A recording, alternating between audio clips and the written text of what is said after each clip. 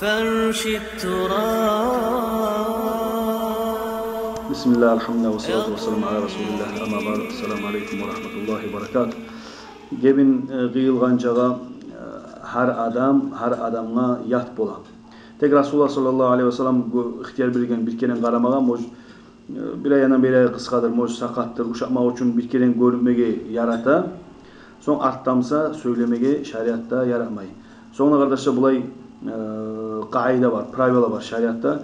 İçkiye eltegen luboy zat, zinaga eltegen luboy zat, uruga eltegen luboy zat mukaddimatil harami haramında baytılahali kitaplarda şu haramga eltegen luboy zat da haram ne bola.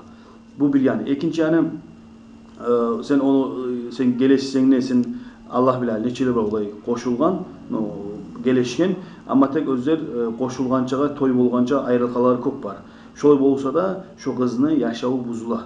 Eğer sen ondan söylep dursan bu da bir yana kardeşler. Onun için o yaşını kızını yaşağını buzmaya yaramay. Onun için şariatta yürüyümse insan şu geleşken gebinli yılmay turup ahtanası verilmeyi turup şu bir kere söylegen son uşatkandan son görgenden son kalgan sözlerini koysa şu öz seyal da yaxşı şu kız seyal da Allah'ın alnında da şu adam taza duracak şoy tursa.